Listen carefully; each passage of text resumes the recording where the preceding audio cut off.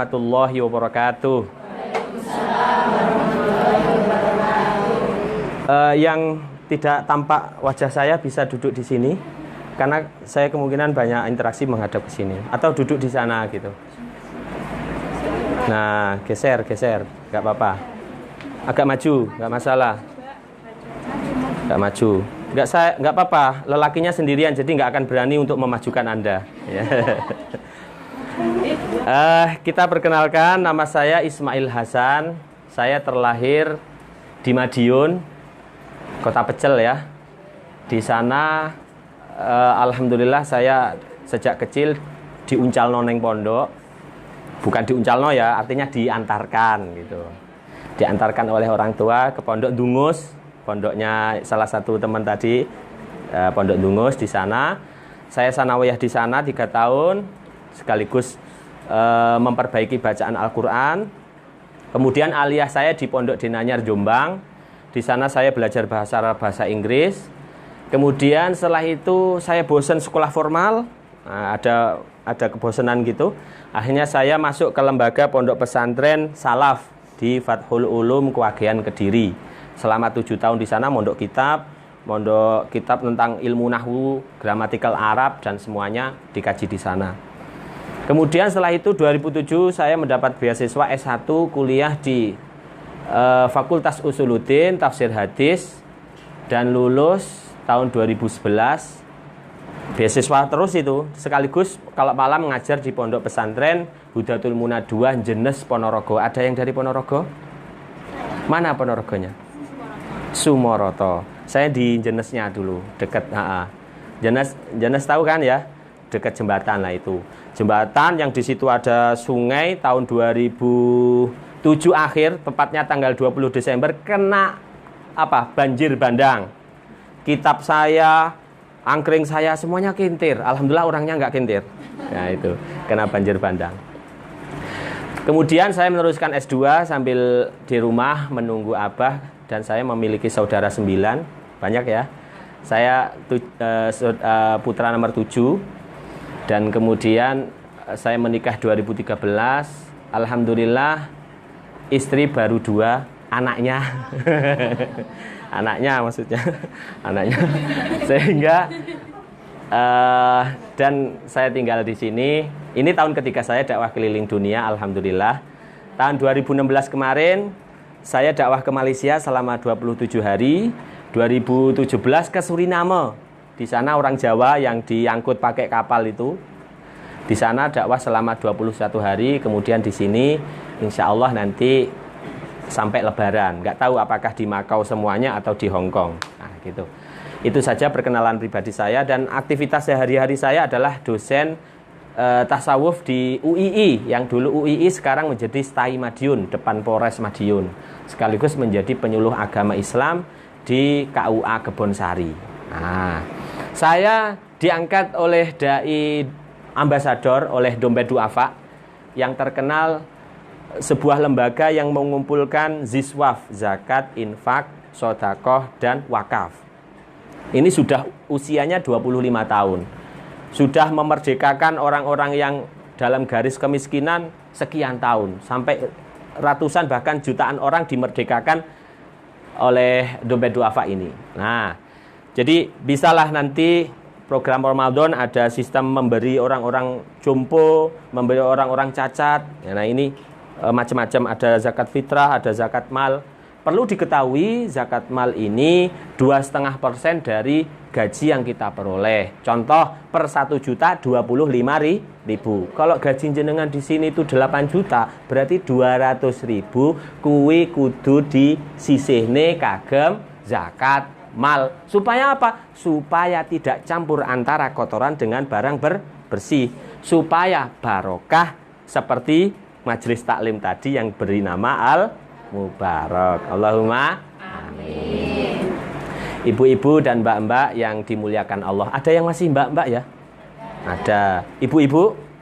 Mbah-mbah? Kok ada semua ini? Oke. Jadi ini yang kami perkenalkan program Dompet Duafa. Tahun lalu belum ada yang kesini. Belum ya, karena majelis taklim yang baru berdiri ini tadi Al-Mubarak. Kemudian saya kasih tahu juga, Dai Ambasador ini merupakan program di mana menjadi ujung tombak dari program Dompet Duafa. Dai kita itu jumlahnya ada 25 setiap tahun, dan tahun ini mengirim 25 dai ke 18 negara. Ke Hong Kong dan Makau itu ada 4 orang, ke Korsel ada 5 orang, dan ke beberapa negara dengan 1-2 orang. Nah ini, mereka menjelaskan tentang agama Islam dan keberkahan di bulan Ramadan. Nah ini, Makau kebetulan saya dikirim ke sini, kebetulan ketemu orang Indonesia lagi, jadi rasanya kayak di Indonesia lagi, nggak apa-apa. Ada yang paham bahasa Jawa semua ya? Jawa semua? Ada yang nggak paham? Oke, bahasa Indonesia paham ya? Oh, paham. Oke. Nanti 99,9% Indonesia semua gitu. Jawa nih saiki ae. Jamaah ibu-ibu Majelis Taklim Al Mubarak yang dimuliakan Allah. Kita sudah memasuki tanggal 10 ya ini. 10 bulan Ramadan. 10 bulan Ramadan ini merupakan sepertiga pertama Allah menurunkan rahmat. Jadi Ramadan ini dibagi 3 season. 10 hari pertama, 10 hari kedua, 10 hari terakhir. Kita ini masih malam season pertama, yaitu di mana Allah menurunkan rahmah. Menurunkan rahmah itu menurunkan kasih sayang. Orang yang diawali masuk bulan Ramadan selalu disertai kasih sayang. Contoh nih, kalau di wilayah desa kita selalu ada acara megengan, syukuran, masih menangi bulan Ramadan. Kadang Ramadan tahun lalu kita berjumpa dengan orang yang Ramadan tahun ini tidak ada. Berarti kita mendapatkan rahmat dari Allah masih dipertemukan lagi dengan bulan Ramadan. Apa istimewanya bulan Ramadan? Banyak. Salah satunya bulan Ramadan adalah bulan di mana diturunkan Al-Quran. Bismillahirrahmanirrahim. Syahrul Ramadan alladzi unzila fihi al-Qur'an hudan lin-nasi wa bayyinatin minal huda wal furqan. Allah, ngantuk gitu ya. Tasih semangat? Masih semangat. Bulan Ramadan, bulan yang di situ diturunkan Al-Quran sebagai petunjuk dan juga penjelas, juga pembeda antara yang hak dan yang batil, yang benar dan juga yang salah. Rujukannya Al-Quran. Sayangnya sekarang Al-Quran sudah dipolitisir. Seorang manusia yang mengebom dirinya sendiri, Al-Quran sebagai barang bukti. Ya Allah. Padahal pimpinane awake dhewe, mbuh presiden, mbuh bupati, mbuh gubernur, mbuh hakim biyen disumpah di bawah Al-Quran. Berarti dia kan malah teroris. Kalau Al-Quran menjadi satu-satunya barang bukti seorang teroris. Ini kejahatan yang dibikin, ya Allah. Makanya hati-hati, kita jangan sampai terjebak menjadi orang-orang yang ambil kesempatan untuk bunuh diri dalam rangka jarene bendang mlebu surga. Surgane sapa? Gusti Allah niku memiliki dalil di dalam Al-Quran. Dalilnya jelas. Wa man qatalan nasa faka'annama qatalan nasa jami'a. Wa man ahyan nas wa man ahyaha faka'annama ahyan nasa jami'a. Jadi di dalam Al-Quran dijelaskan bahwa barang siapa memberi kehidupan satu orang, maka sebenarnya dia telah menghidupi semua orang. Sebaliknya, barang siapa membunuh satu nyawa, maka sesungguhnya dia telah membunuh seluruh umat manusia. Makanya kita harus hati-hati, jangan sampai terjebak dalam Islam yang radikal. Radikal itu pemahaman sing menilai semua orang selain dirinya adalah salah. Padahal Rasulullah memiliki seorang sahabat, wong iku gak ngawai, tukang bakul klopo lah ibaratnya. Tapi ada sahabat yang dikasih tahu, sahabat apa? Orang itu ahli surga. Dia nggak percaya. Besoknya wong ahli klopo mau, bakulan klopo mau, sholat lagi di situ. ahli surga sedang sholat. Akhirnya sahabat tadi penasaran, ingin bermalam di rumah sahabat yang ditunjuk oleh Nabi sebagai seorang ahli surga. Benar, Mas, apa? Saya boleh nggak bermalam 3 hari di rumah jenengan? Oh boleh, ayo silakan. Bermalam di situ. Tidak melihat apapun. Sahabat itu yo turune yo ngorok biasa, capek kan? Yo nggak sholat semalam suntuk, subuhan yo subuhan. Duha ya duha, nggak ada yang istimewa lah dari dirinya. Ketika mau pulang, tidak ada hal yang istimewa. Sahabat yang penasaran tadi bertanya, wahai sahabat, saya kok penasaran tuh sama jenengan. Amale sampean ki opo? Sehingga sampean kok istimewa di mata Rasulullah. Apa saya nggak punya keistimewaan apa-apa? Ayo tunjukkan apa? Sholat yo biasa, zuhur yo panggah 4 rakaat gak luweh. Ibaratnya gitu. Akhirnya ketika sahabat tersebut mau pulang, dipanggil sama orang yang punya rumah. Mas, ini mas, saya punya amalan yang barangkali belum jenengan tahu. Apa itu? Saya selalu husnudzon kepada siapa saja, termasuk kepada binatang-binatang. Wah, subhanallah. Itu yang paling sulit. Kita kan seringkali curiga, kayak maling ya mesti. Wajahnya ketokane mantem. Ini jangan sampai. Karena apa? Husnudzon bisa membuat diri kita ini menjadi ahli surga. Tapi kalau kita tahu bahwa dia itu berbuat maksiat, ya harus ada peringatan. Peringatannya bagaimana?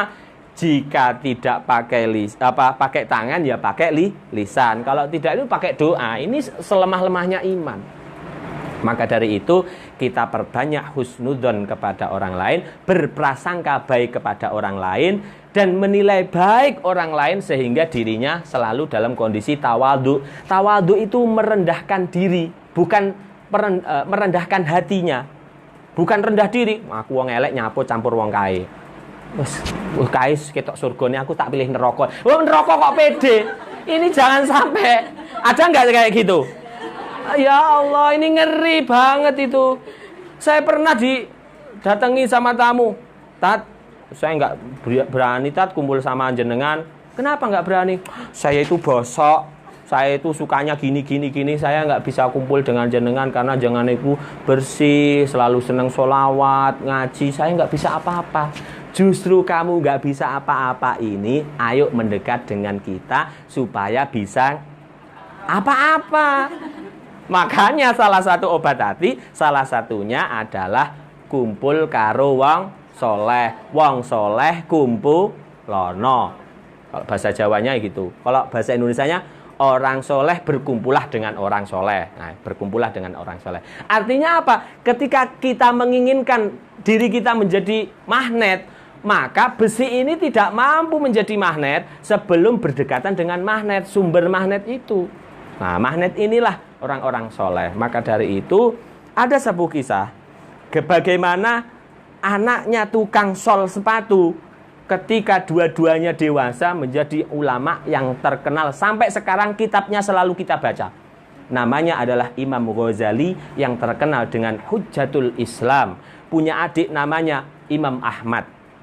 Dua-duanya jadi orang alim gara-gara doanya orang tua. Dan sekaligus selalu diajak kepada para alim ulama. Awake dhewe ora liburan nak ayo neng Sun City nak ayo neng Plaza nak kita cuci mata. Ayo kita ke swimming pool nak kita berenang. Kita jarang sekali mengajak putra-putri kita untuk sowan kepada para ulama. Padahal doa para ulama itu sangat manjur, mubarak. Nah, berkah kayak gitu. Makanya ceritanya namanya Pak Muhammad itu adalah seorang penjahit sepatu, punya anak 2 namanya Ghazali sama Ahmad. Ghazali Ahmad umurnya 7 tahun sama 5 tahun. Diajak setiap hari Jumat sowan kepada ulama. Yai, dalam doakan ya 2 putra saya ini menjadi ulama yang besar, amin. Dibawakan bulok kopi ora garingan rek. Kurang kopi sambil dipijetin Pak Yainya, subhanallah enak pijetamu, amin. Pak Yainya cuman amin saja, tapi karena aminnya Pak Yai itu penuh dengan keikhlasan, akhirnya 2 orang itu menjadi ulama besar. Anake dhewe ndledek ora tahu dadi ulama besar gara-gara senengane renang. Dan cuci mata. Ya Allah, nggak tahulah. Teruskan sendiri. Ya kan ini. Makanya kita harus memiliki visi dan misi bagaimana mencetak generasi yang solihah. Caranya yaitu mendekatkan besi kita, keturunan kita dengan orang-orang yang soleh, supaya kecipratan magnetis sehingga suatu saat akan menjadi magnet. Nah gitu. Buktinya apa? Imam Ahmad, adiknya Imam Ghazali, itu bisa mukasyafah. Artinya apa? Bisa musyahadah terhadap Allah ketika masih muda.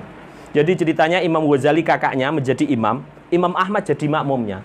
Ketika sholat Allahu Akbar, rakaat kedua, Imam Ahmad adiknya itu mufarokoh, tidak jamaah dengan kakaknya, salam dewe, assalamualaikum warahmatullahi wabarakatuh. Akhirnya masih protes, dek, apa mas? Sampai tidak jamaah kok malah mufarokoh sholat dewean. Kenapa?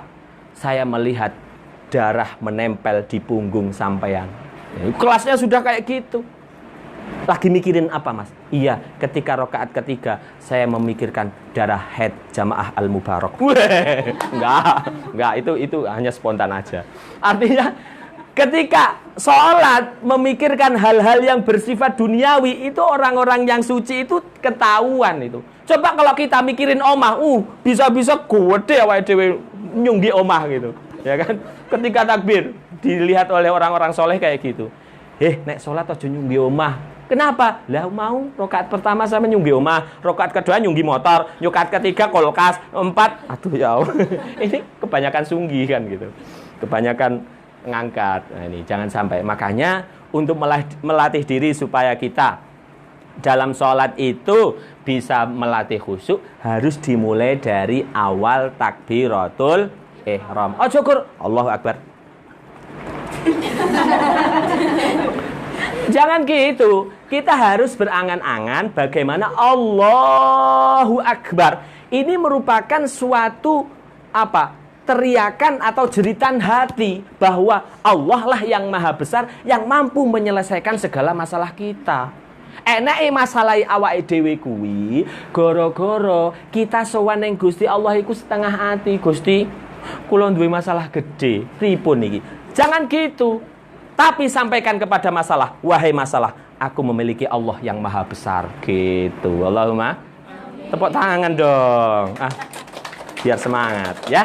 Jadi segala solusi itu bagaimana kita bisa mendekatkan ego kita, mendekatkan hati kita supaya bisa selalu memiliki interaksi yang bagus dengan Allah.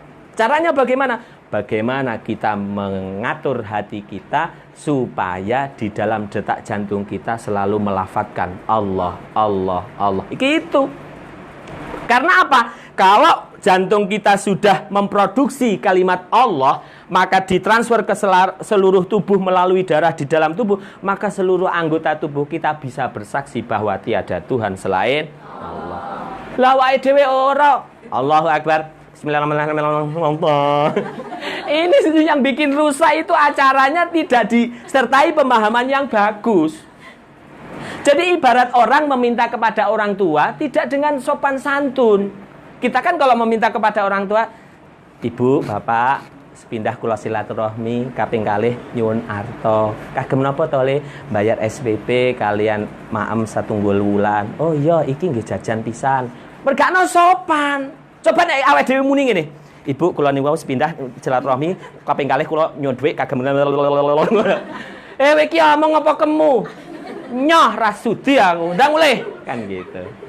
Kalau kita segera diberi dan kita disuruh untuk pulang, berarti orang tua kita tidak begitu sayang. Tapi kalau kita ditunda pemberiannya dan kita selalu terus mendekat kepada Allah, kepada Allah, kepada Allah, insya Allah itu menunjukkan Allah sedang sayang pada kita. Ya Allah Gusti, jodohku kok gak cedek-cedek. Wengko nek dicedokno kok malah gak ibadah. Terus ibadah. Akhirnya ibadah terus berdoa, ibadah terus berdoa. Pulang bareng ketemu cah lanang kerjane ning Taiwan. Mas kerjane ning ndi? Aku dhewean. Oh iya. Akhirnya dadi jodone Allahumma. Yo semangat kok, terharu kabeh.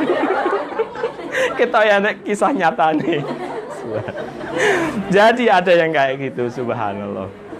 Ya kan? Jamaah ibu-ibu majelis taklim Al-Mubarak yang diberkahi oleh Allah. Amin. Jadi kita memiliki sebuah cita-cita yang luhur. Bagaimana kehidupan ini bisa berjalan dengan baik dan kita ketika di akhirat bisa ambil ATM kita, tabungan kita buat akhirat. Itu salah satunya adalah dengan ziswaf, zakat, infak, sodakoh dan wakaf. Wis gak enak liyane meneh. Buktine apa? Sesuatu uang yang kita belikan nasi, bar dadi barang buri, wis kata sebut. Sesuatu yang kita pakai seret 5 tahun jadi gombal. Uang yang kita simpan kemudian kita tinggal mati buat ahli waris. Ketika awake dhewe ning akhirat panen apa?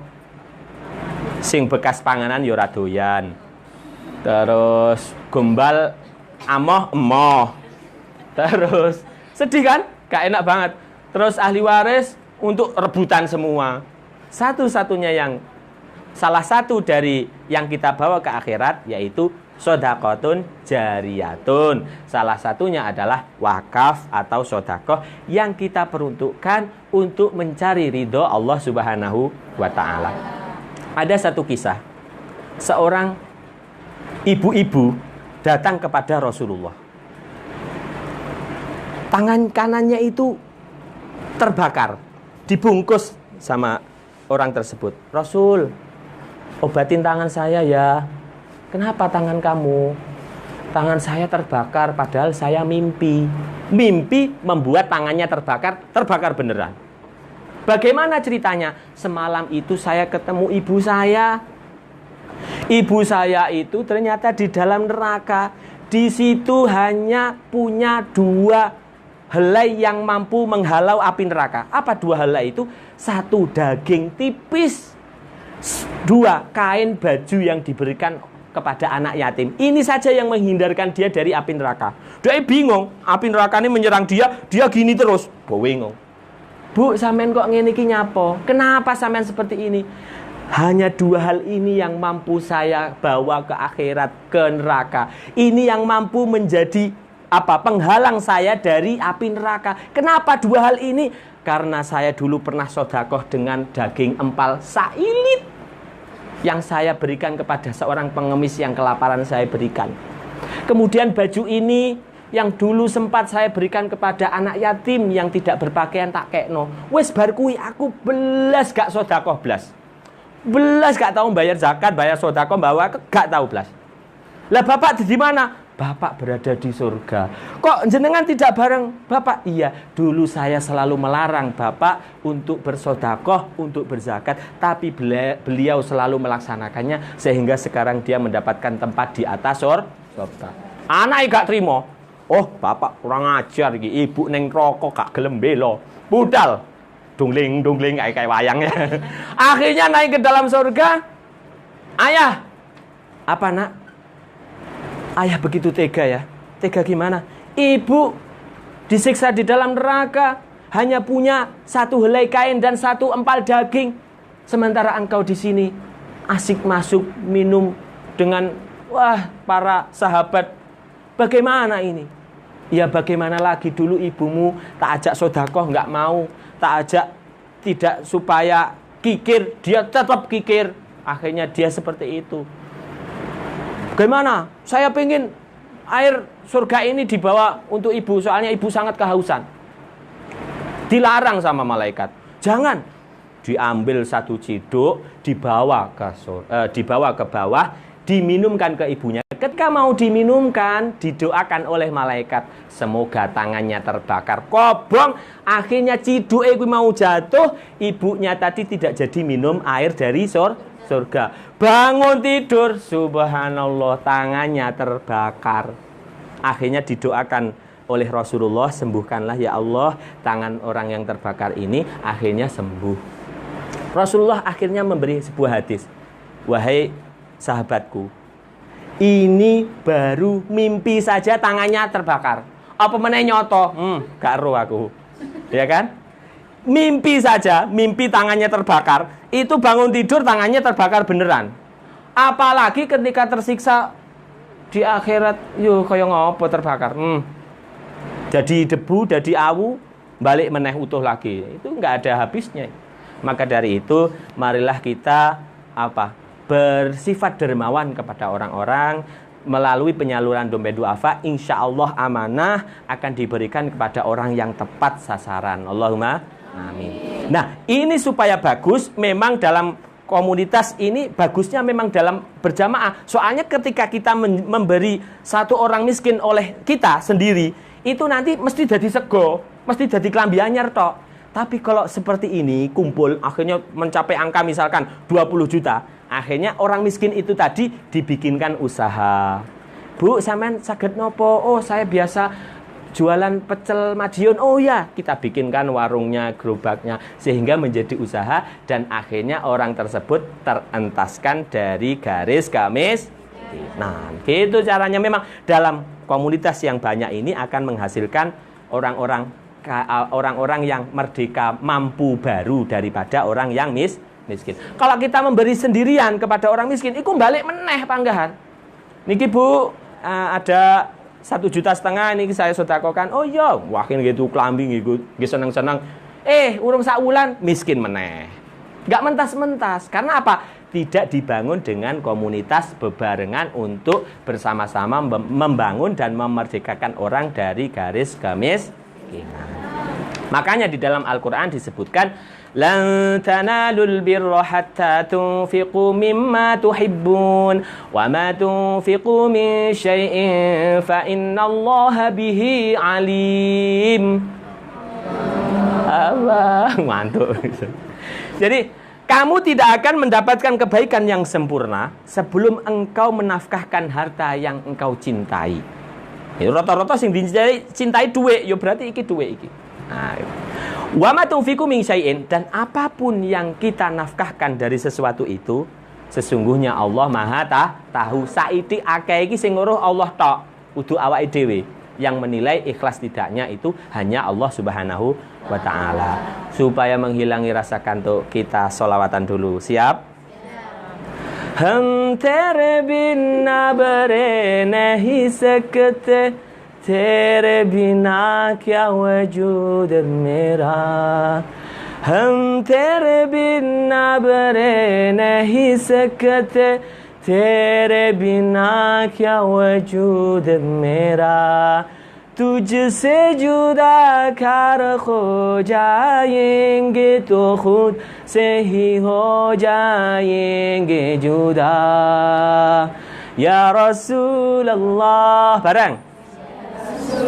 Rasulullah, salamun alaik. Ya Rafi'a syani wa daraji atfatan yaji ratal alamin ya uhailal judi wal karami nahnu jiranum bidhal harami haramil ihsani wal hasani. Nahnu jiranum bidhal harami haramil ihsani wal hasani. Nahnu min qawmin bihi sakanu wa bihi min khawfihim aminu. Bareng. Ya Rasulullah, salamun. Bismillah.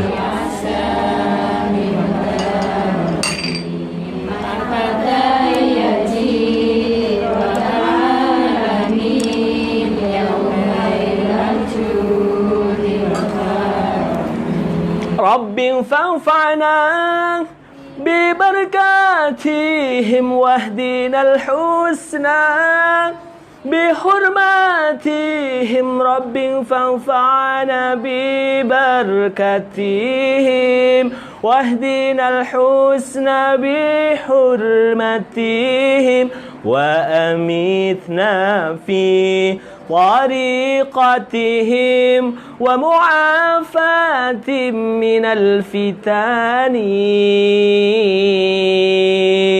يا رسول الله سلام عليك يا رفيع الشان والدرج عطفة يجي رد العالمين يا وهيل الجود والكرم يا حبيبي. Dapatkan CD dan albumnya di YouTube setempat ya. Saya punya YouTube di sana, Dai Ambasador Ismail Hasan. Banyak album saya di sana. Tumhiho macam-macam di sana. Pengajian di sini insya Allah nanti kita upload di YouTube ya. Jadi itu tadi materi-materi kita. Adapun kisah-kisah para wali mungkin kita bisa sampaikan juga. Ada seorang wali yang bernama Syekh Abdul Qadir Al-Jailani. Syekh Abdul Qadir Al-Jailani ini memiliki karamah sejak kecil. Beliau terlahir bulan Ramadan. Ketika pagi tidak mau mie ibuke. Nek gelem mie ibuke berarti wis buka, alias sudah waktunya berbuka. Wah, nah, jadi sejak kecil sudah puasa. Ini bayi ajaib ini, Syekh Abdul Qadir Al-Jailani. Ketika dewasa mau mondok, dia dikasih uang 40.000 sama ibunya dijahit di bajunya. Ada penyamun itu perampok, ngerebuti seluruh harta rombongan. Ada anak buahnya perampok tanya kepada anak kecil itu, kowe duwe apa? Saya punya uang. Neng di balik baju. Berapa? 40.000. Itu jujur banget sih anak ini, mau dirampok kok malah jujur. Akhirnya, kenapa kamu kok jujur? Disampaikan kepada bos perampok. Bos, bocah kecil itu punya uang 40.000 di sakunya. Bener? Iya. Akhirnya perampok itu datang, tanya, "Nak, kamu kenapa jujur?" "Saya dilarang tidak jujur sama ibu saya. Karena kalau di dunia ini kita berlatih jujur, insya Allah di akhirat kita akan mendapatkan amalan-amalan yang jujur. Tapi kalau di dunia ini kita sudah tidak jujur, maka di akhirat kita mau berbohong apa lagi? Kita tidak bisa berbohong di akhirat." Langsung tobat itu perampok. 40 anak buah, anak buah, kita punya guru. Ayo kita antar santri ini mondok. Akhirnya dipondokkan di situ. Perampok kuwi mau kabeh tobat. Santri-santri yang gede, godok kiaiku yang usia masih 10 tahun tak tonyo. Jadi juragan premannya justru jadi algojonya seorang santri yang masih kecil, yaitu Syekh Abdul Qadir Al-Jailani. Subhanallah. Suatu kali Syekh Abdul Qadir Al-Jailani ini memiliki kelebihan yang tidak dimiliki oleh para wali lain. Contohnya ini. Ada satu orang, satunya muslim, satunya non-muslim, Nasrani. Saling mengidolakan nabinya. Mulya nabiku Muhammad, mulya nabiku Isa. Apa kemuliaanmu? Nabi Muhammad nabi terakhir ini. Nabi Isa iso ngurupne wong mati. Ketemu Syekh Abdul Qadir Al-Jailani. Enek apa iki? Rame men. Ini Syekh, Nabi Muhammad ternyata kalah dengan kemuliaan Nabi Isa. Kenapa? Nabi Isa bisa membangkitkan orang yang mati. Ya Allah. Saya bisa. Syekh Abdul Qadir, ayo sekarang cari kuburan yang tidak ada namanya, yang nanti ketika bangun kamu iman kepadaku, percaya kepada Allah. Siap? Siap. Padahal saya ini siapa? Saya adalah umatnya Muhammad Sallallahu Alaihi Wasallam. Siap. Akhirnya carilah kuburan yang nggak ada namanya. Sebelum dibangkitkan, Syekh Abdul Qadir tahu bahwa mayit yang akan dibangkitkan ini adalah seorang penyanyi. Wah, akhirnya dibangunkan, bangun sendiri. Ketika itu ada pertanyaan gini. Dulu Nabi Isa membangkitkan orang mati, bagaimana ucapannya? Atas izin Allah bangunlah. Gitu. Akhirnya bangun Nabi Isa. Perintahnya gitu. Syekh Abdul Qadir enggak. Atas izinku bangunlah. Wah, lebih keren mana? Atas izinku. Bangun, ketika bangun, balik curian. Ya, Nyanyi mayit itu, ya Allah, kemudian mati lagi. Subhanallah, akhirnya orang Nasrani tersebut mendapat hidayah dan masuk Islam. Seringkali kita terkecoh dengan hal-hal semacam itu. Artinya kita perlu menilai diri kita sebagai makhluk yang sedang dipilih oleh Allah untuk mendapat hidayah oleh Allah. Karena apa? Tidak setiap orang itu dapat hidayah loh. Benar. Karena apa? Innaka la tahdi man ahbabta walakinallaha yahdi man yasha. Hai Muhammad, hai siapapun engkau yang membaca Al-Qur'an itu, engkau tidak mampu memberi hidayah kepada orang yang kamu cintai, tapi Allah memberi hidayah kepada siapa saja yang dikehendaki. Jadi, kita masuk Islam, kita masih membawa Islam di dalam hati kita, masih percaya kepada Allah. Ini merupakan anugerah Allah yang sangat mahal harganya. Jangan sampai ditukar dengan Supermie dan Indomie. Jangan sampai, ya. Ini harus kita bawa sampai mati, sehingga kita bisa membawa iman ini sowan kepada Allah dan menyatakan, ya Allah, saya telah mengimanimu sejak dulu kala, maka dari itu saya percaya dengan adanya dirimu. Kita buktikan iman kita dengan cara melakukan kebaikan-kebaikan sosial maupun kebaikan individu. Kebaikan individu dengan cara memperbanyak husnudon tadi, dengan memperbanyak sholat ba'diyah, qobliyah, sholat sunnah, sholat itu. Kebaikan sosial, kita membantu sesama teman yang membutuhkan. Wa ta'awanu 'alal birri wat taqwa wa la ta'awanu 'alal itsmi wal 'udwan. Bertolong menolonglah dalam kebaikan dan ketakwaan, jangan tolong menolong di dalam dosa dan kejahatan atau permusuhan. Jangan bikin musuh. Cah kae bar ngelek-ngelek awakmu dhek iki. Ngono. Sitoke diomong ngene, cah kae ngomong elek-elek. Wah, akhire sing elek-elek padha teman-teman sewenenge. Ini namanya disebut adu domba. Padahal yang diadu bukan domba loh. Ini sebuah kejahatan ini ya. Koncone dhewe diadu gitu. Koncone dadi domba, ngeri ini, jangan sampai ya. Maka dari itu kita harus membangun kedamaian karena Islam ini adalah agama yang damai. Orang bikin rusuh itu sebab iri dengan kedamaian yang ada pada agama Islam. Ini sekarang lagi viral ya solawat-solawat yang trending topik di YouTube gitu. Ada Nisa Sabian, ada Ya Habibal Qalbi Ya Khairul Baro. Waduh, apal kabeh, subhanallah. Bagus ini, daripada awamu iwa peyek. Saya sangat sakit hati ketika ada undangan manten, ketika jam istirahat iku hiburane iwa peyek. Dilalah enek peyeke panganane, ya Allah. Ini jangan sampai, ya, jangan sampai. Apa meneh iku? Sayang, apa kowe krungu, ya Allah. Yuk buat diganti lah. Ya, lafadznya diganti entah sholawat atau bagaimana gitu. Sehingga memberi makna yang bagus. Mosok urung jaran goyang, ya Allah. Nek wis masuk jaran goyang ngono, jaran goyang wis.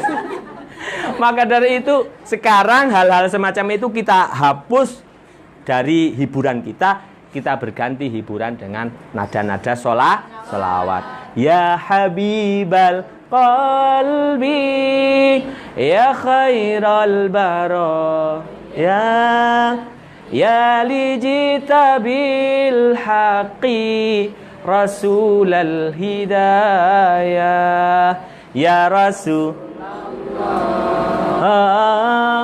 Ya Habiballah Ya Rasulallah Ya Habiballah Yaumal wiladah Kal bidayah Lil hidayah Kal bidayah Yaumal wiladah Kal bidayah Lil hidayah Lil hidayah Kal bidayah Lil hidayah. Ref yang bahasa Indonesia. Harapan yang nyata, hidup bahagia, cinta yang utama di hati selamanya. Padamu ya Rasul, rindu untuk bersama. Padamu ya Rabbi, terkabul semoga. Ya Bashir.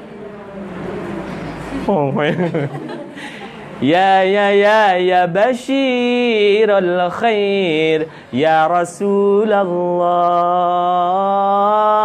Ya dalilan nur, ya Habiballah,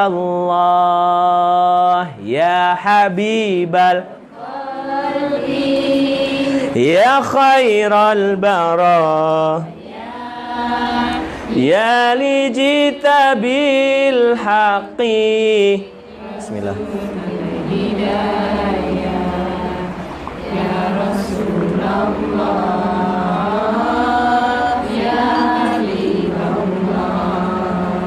ya Rasulullah, ya Habiballah. Aplaus buat Anda semua. Wah, tinggal vokalnya di atas, terus nanti rekaman sendiri, bikin produksi sendiri, bagus biar nggak kalah. Viral, gadis Makau bikin album Ya Habibal Kop. Langsung trending topik. Masuk dapur rekaman dan dapurnya sendiri-sendiri. Jamaah Majelis Taklim Al-Mubarak yang diberkahi oleh Allah, Allahumma amin. Barangkali itu yang dapat saya sampaikan. Mudah-mudahan kita menjadi bagian dari orang-orang yang membantu sesama. Jadi nanti jika ada yang ingin bayar zakat atau bayar sedekah atau bayar infak, bisa melalui Mbak Ana di Matim ya. Kenal Mbak Ana Matim? Belum? Oh, nanti lewat Ibu siapa itu tadi? Bu Airin. Nah, lewat Bu Airin nanti supaya menjadi penghubung kepada Mbak Ana Matim. Karena beliau adalah salah satu mitra Dompet Duafa yang ada di Makau gitu. Sehingga setiap tahun dai-dai yang dari Dompet Duafa selalu bisa terkirim semacam itu. Nanti bisa kerjasama terus. Dan supaya Islam yang berada di negara yang minoritas muslimnya ini tetap mendapat asupan gizi ilmu agama. Begitu ya? Allahumma amin. Kurang lebihnya saya mohon maaf. Barangkali itu yang dapat saya sampaikan. Ada yang biasa bahasa Inggris atau bahasa Makau di sini? Bahasa Makau itu apa? Menggunakan Kantonis. Paham semua? Alhamdulillah. Kalau cici kan suaranya burung di rumah kita ya. Kalau di sini sudah mempunyai arti. Subhanallah. Maka dari itu kita akhiri dengan bacaan kafaratul majlis. Subhanakallahumma wa bihamdik asyhadu an la ilaha illa anta astaghfiruka wa atubu ilaik.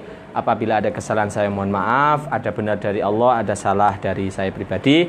Kurang lebihnya mohon maaf. Wabillahi taufiq hidayah waridha wal inayah. Usikum wa nafsi bitaqwallah. Wassalamualaikum warahmatullahi wabarakatuh.